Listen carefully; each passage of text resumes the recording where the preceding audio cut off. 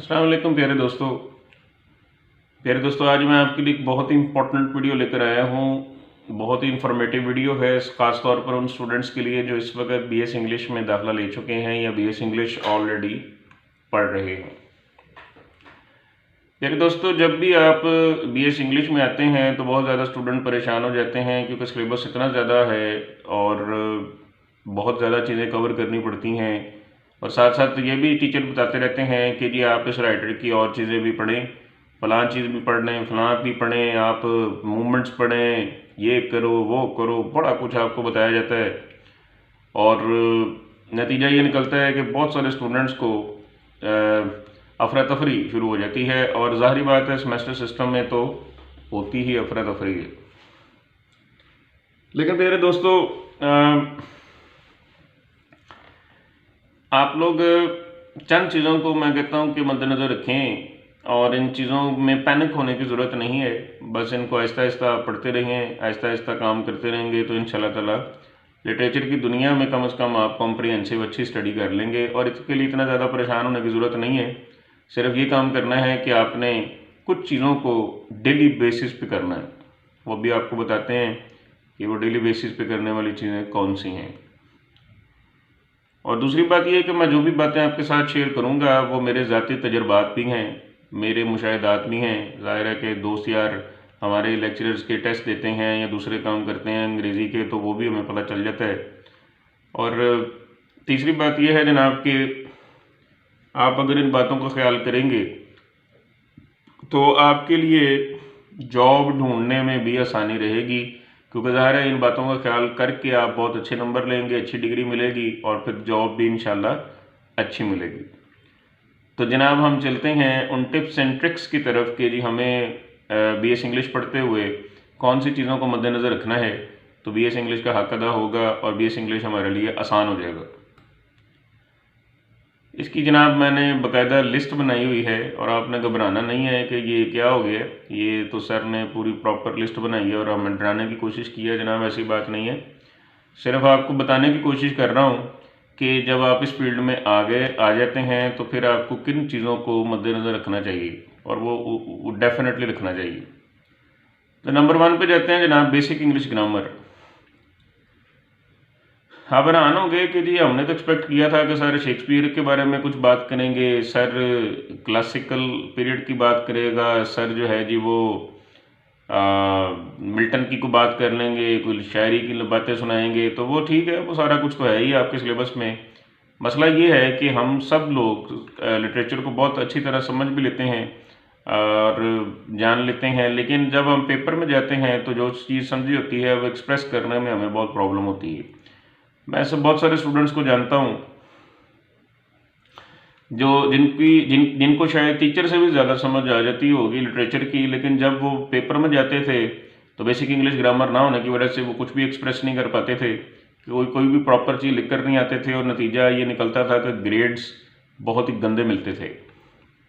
तो प्यारे दोस्तों, बेसिक इंग्लिश ग्रामर यूँ समझ लें कि बेसिक इंग्लिश ग्रामर ही वो पेंसिल है, वो पेन है कि जिससे आपने पेपर में कुछ लिखना होता है। अगर ये पेन ना आपके पास हुआ तो आप कुछ भी लिख नहीं सकते और जो कुछ भी आप लिखेंगे याद रखिएगा वो ठीक नहीं होगा और ये कभी नहीं शो करेगा कि ये बीएस इंग्लिश का स्टूडेंट है या बीएस इंग्लिश करके निकल गया। तो जनाब नंबर 2 पे है बायोग्राफीज, यानी आपको जितने भी आपके सेमेस्टर के राइटर्स हैं, ज़ाहिर है मैं सारे बीएस की ही बात कर रहा हूँ, लेकिन फ़िलहाल हम एक सेमेस्टर की तरफ आते हैं कि मिसाल के तौर पर अगर पहले सेमेस्टर में जनाब आपको कहा जाता है कि जी बेकन को पढ़ें, तो आपको ये जानना बहुत ज़रूरी है प्यारे दोस्तों कि बेकन की पर्सनल लाइफ कैसी थी। ये हो सकता है कि ये चीज़ें आपके जो सिलेबस के कंटेंट्स बताए हुए हैं, सिलेबस की जो चीज़ें बताई हुई हैं उसमें ये चीज़ें ना हों और आप खुद भी कहें कि भी ये चीज़ें पढ़ने का हमारे पास कहाँ टाइम होता है सेमेस्टर सिस्टम में। तो प्यारे दोस्तों, या तो बंदा कोई काम शुरू करे ना, और अगर करे तो फिर प्रॉपर करे। आपको टाइम निकालना पड़ेगा, आपको सिलेबस के अलावा ये चीज़ें पढ़नी पड़ेंगी, तभी आपको लिटरेचर की प्रॉपर समझ आएगी। तो याद रखिएगा, नंबर 2 पे बायोग्राफीज़ हैं, राइटर की पर्सनल ज़िंदगी जानिए। मिसाल के तौर पर पहले सेमेस्टर में आपको चौसर, बेकन, डन, जोनाथन स्विफ्ट, इस तरह के राइटर्स को, पोइट्स को आपको कहा जाता है कि पढ़ें, तो आपको पता होना चाहिए इनकी पर्सनल ज़िंदगी में क्या था, इनकी ज़िंदगी कैसे गुजरी हैं, अच्छी हैं, बुरी हैं, क्योंकि ये सारी जो भी उनकी ज़िंदगी की चीज़ें होती हैं वो उनकी राइटिंग में, उनके काम में छलकती हैं। तो फिर हमें समझ नहीं आती है कि ये इस तरह की बात क्यों कर रहा है, लेकिन जब हम उनकी पर्सनल ज़िंदगी को जान लेंगे तो हमें ये भी समझ आएगा कि वो इस तरह की बातें क्यों कर रहे हैं। उसके बाद है ईरा। बाद लोग इसको एरा भी कहते हैं, बाद लोग इसको ईरा भी कहते हैं। इसका मतलब होता है एज, दौर, यानी जिस दौर में आपका जो राइटर है वो पैदा हुआ है, आपका राइटर जो है उसने अपनी साख जमाई है, उस दौर में क्या क्या मुल्क की हालात थे, मईशत के हवाले से, सियासत के हवाले से, कोई जंग तो नहीं थी लगी हुई, या फिर ये कि ना सिर्फ ये कि उसके मुल्क के बारे में जाने, बल्कि दुनिया में उस वक्त क्या डेवलपमेंट्स हो रही थी उसके बारे में भी जाने, क्योंकि ये तमाम चीज़ें राइटर्स की राइटिंग में नज़र आती हैं। उसके बाद जनाब मूवमेंट्स, आपको पता है, आप जानते हैं, और अगर आप नए हैं तो मैं आपको बता दूं कि BS इंग्लिश में जो सिलेबस है उसके अंदर बहुत सारी अदबी तहरीकें बताई गई हैं, अदबी मूवमेंट्स बताई गई हैं, जो कि एक मखसूस ग्रुप होता है वो उस मूवमेंट को चलाता है। इसमें बहुत सारी तरीक़ें आ जाती हैं, ह्यूमैनिज़म है, नेचुरलिज़म है, कैथोलिसिज्म है, इसके अलावा जनाब रेफॉर्मेशन मूवमेंट है, इसके अलावा जनाब प्रोटेस्टेंटिज़म है, कॉलोनियलिज्म है, और बहुत कुछ है, और बहुत कुछ है। तो ये तमाम तहरीकें भी आपको पता होनी चाहिए, क्योंकि ये तमाम तहरीकें मखसूस राइटिंग्स करती हैं, और ये जानना हमें बहुत ज़रूरी है कि जी एक जो तहरीक है उसके क्या खदो ख्याल हैं, क्योंकि ज़ाहिर बात है उस तहरीक के मानने वाले, जानने वाले, उसके पीछे फॉलो करने वाले जो हैं वो उसी तहरीक के खदो ख्याल को अपनाते हैं, तभी वो एक मिलकर एक तहरीक बनाते हैं। उसके बाद है जी जॉनरा, लोग इसको जॉनरा भी कहते हैं, लोग इसको जैनर भी कहते हैं, तो आप इसको जॉनरा कहें या जैनर कहें, वो आपकी मर्ज़ी है। ये होता क्या है, आप जानते हैं कि लिटरेचर में मेन जो हैं वो 3 जैनर्स हैं, पोइट्री है, ड्रामा है, नावल है, प्रोज भी है, वो भी ज़ाहिर है एक बड़ी मशहूर जैनर है, लेकिन ज़्यादा मशहूर ये 3 है, पोइट्री, ड्रामा और नावल। अब ये तीनों क्या हैं, इनकी हिस्ट्री क्या है, ये कहाँ से शुरू हुए, ये आगे कहाँ तक आ गए हैं, इनकी कौन कौन सी टाइप्स हैं, काइंड्स हैं, वो आपको पता होनी चाहिए, तभी कॉम्प्रिहेंसिव स्टडी आप करेंगे, और ये जानना बहुत ज़रूरी। उसके बाद है जनाब टेक्स्ट, यानी कि बुक जो है वो मैंने 6 नंबर पर रखी है, जो आपके सिलेबस की बुक है। उससे पहले देख लें आपको कितनी चीज़ों का पता होना चाहिए। और प्यारे दोस्तों, आप ये सारी चीज़ें कैसे पढ़ सकते हैं वो भी मैं इस वीडियो के एंड में आपको बताऊंगा, तो आप वीडियो देखना बंद मत कीजिएगा।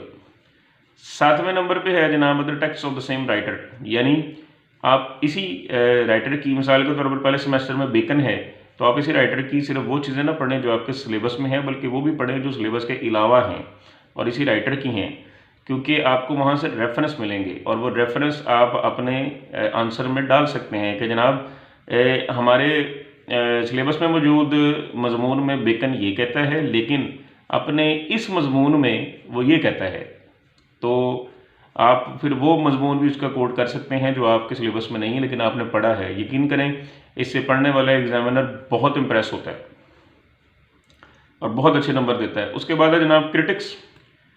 आप जानते हैं कि अदब में, अगर नहीं जानते मैं बताता हूँ कि अदब में, लिटरेचर में बहुत सारे क्रिटिक्स होते हैं जिन्होंने आपके राइटर के बारे में या आपके राइटर के दौर के दूसरे राइटर्स के बारे में बहुत सी बातें कही होती हैं जो उनके ऊपर वो उनको उन्होंने क्रिटिकली इवेल्युएट किया होता है। इन बातों को जानना भी बहुत ज़रूरी है, और हमारे टीचर्स, पंजाब यूनिवर्सिटी के टीचर्स जो हैं वो क्रिटिक्स को बहुत ज़्यादा अहमियत देते हैं और वो क्रिटिक्स को बार बार कोट करते हैं, और हमें भी कहते हैं कि पेपर में आपने क्रिटिक्स को लाजमी जगह देनी है, इस पर बहुत ज़्यादा नंबर आते हैं। तो आपने भी देखना है कि बेकन पर किस क्रिटिक ने बात की है, और मिसाल दे रहा हूँ कि बेकन पर किस क्रिटिक ने बात की है और क्या बात की है, वो आप अपने आंसर में शामिल करें, अपनी असाइनमेंट में शामिल करें, प्रेजेंटेशंस में उसका हवाला दें।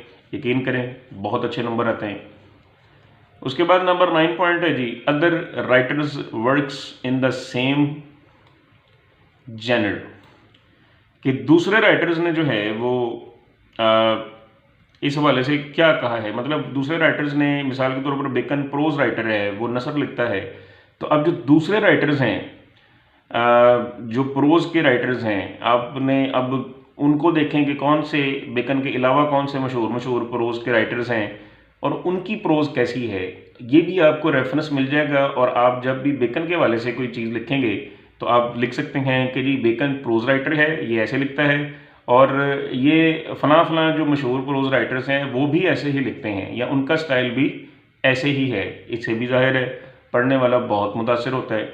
उसके बाद जनाब लिटरेरी टर्म्स, जैसे कि सिमिली है, मेटाफर है, और भी बड़ी हैं, पर्सोनिफिकेशन वगैरह, ये बहुत सारी, ये सारी लिटरेरी टर्म्स हैं। और तीनों हमारी जो जितने भी जैनर्स हैं उनकी अपनी अपनी जनाब लिटरेरी टर्म्स हैं। ड्रामे की और हैं, नावल की और हैं, पोइट्री की और है, प्रोज की और हैं। और ये सारी ही आपको अगर नहीं आ सकती तो कम से कम मशहूर मशहूर, चलो सारी नहीं कहते, मशहूर मशहूर आपको आनी चाहिए और आप उनके बारे में नॉलेज आपको होनी चाहिए। उसके बाद है जनाब कि पाकिस्तानी लिटरेचर आपको पता होना चाहिए, अपने मुल्क का लिटरेचर आपको पता होना चाहिए। ये PPSC में, यानी कि पंजाब पब्लिक सर्विस कमीशन में, CSS PMS वगैरह बड़े बड़े एग्ज़ाम में पाकिस्तानी लिटरेचर के हवाले से बहुत कुछ पूछा जाता है। तो ये यकीनन आपको अपने पाकिस्तानी लिटरेचर के राइटर्स और लिटरेचर के बारे में पता होना चाहिए। लिटरेचर अराउंड द वर्ल्ड, इसके अलावा जनाब लिटरेचर अराउंड द वर्ल्ड है, उसका भी आपको पता होना चाहिए। पूरी दुनिया का लिटरेचर है, उसका थोड़ा थोड़ा फ्लेवर चखते जाइए और आपको पता चल जाएगा कि पाकिस्तानी लिटरेचर में, दूसरे लिटरेचर में, और जो कॉन्टिनेंटल लिटरेचर आप पढ़ते हो, या जो जैसे कि इंग्लैंड का पढ़ते हैं, हम अमेरिका का पढ़ते हैं, तो उसमें फ़र्क आप अगर कर सकें तो मैं समझता हूँ ये बहुत बड़ी कामयाबी है कि आपने इनका सक्सेसफुली अगर आपस में तकाबुल कंपैरिजन कर सकें। इससे आपको बहुत सारी बातें पता चलती हैं। लिंग्विस्टिक्स, इसका ताल्लुक जनाब बहुत ज़्यादा है लिंग्विस्टिक्स का, और इसका टेस्टों में भी बहुत ज़्यादा हिस्सा है। हर टेस्ट में लिंग्विस्टिक्स के क्वेश्चंस आते हैं। अभी जो PPSC का रिसेंट टेस्ट गुजरा है, ज़ाहिर उसमें भी इसका हिस्सा था और हर जगह पर है। तो प्यारे दोस्तों, जब आप लिटरेचर में छलांग मार लेते हो तो फिर आपको कम से कम वहाँ से एक्सपर्ट बनकर निकलना चाहिए। लोग इसीलिए ज़्यादा नाकाम हो रहे हैं कि वो इन बातों का ध्यान नहीं रख रहे जो मैं आपको बता रहा हूँ। अगर आप इन बातों का ध्यान रखेंगे तो यकीन करें आपने वाकई BS इंग्लिश से कुछ लिया होगा। उम्मीद करता हूँ आपको ये वीडियो पसंद आएगी और आपको एक डायरेक्शन बाकायदा मिल जाएगी कि हमने BS इंग्लिश में जाना किस डायरेक्शन में है और कैसे करना है। और अब मैंने लास्ट में कहा था कि मैं आपको बताऊंगा कि आप ये सारी चीज़ें कैसे कर सकते हैं। तो प्यारे दोस्तों, ये हल बहुत ही आसान सा है। आपने रोज़ाना तकरीबन 2 घंटे निकालने हैं सिर्फ हिस्ट्री पता करने के लिए कि लिटरेचर में जो भी मैं चीज़ पढ़ रहा हूँ उसकी हिस्ट्री क्या है, पीछे से भी कनेक्ट करते जाइए। और साथ में आपने इन्हीं 2 घंटों के अंदर ही आपने बेसिक इंग्लिश ग्रामर के ऊपर भी प्रॉपर काम करना है। यानी एक तरफ आप लैंग्वेज के ऊपर नज़र रखें, दूसरी तरफ आप लिटरेचर पर नज़र रखें, तो इंशाअल्लाह ताला अल्लाह ताला की ज़ात खैर करेगी।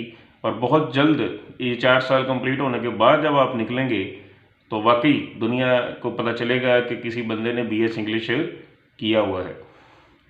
तो इंशाअल्लाह ताला जनाब, मैं अपनी नेक्स्ट वीडियो के साथ जल्दी आपकी खिदमत में हाज़िर होऊंगा। नेक्स्ट वीडियो बहुत ही आपके लिए इम्पॉर्टेंट होगी, क्योंकि उसमें मैं बता रहा हूँ कि जनाब BS इंग्लिश करने के बाद आपको कौन कौन सी जॉब्स मिल सकती हैं। लोग समझते हैं सिर्फ टीचिंग ही एक जॉब है, लेकिन नहीं जनाब, टीचिंग के अलावा भी बहुत सारी डायनामिक जॉब्स हैं जो आपको BS इंग्लिश के बाद मिल सकती हैं। तो वो बनाएंगे इंशाल्लाह नेक्स्ट आपको वीडियो में। तब तक के लिए अल्लाह हाफिज़।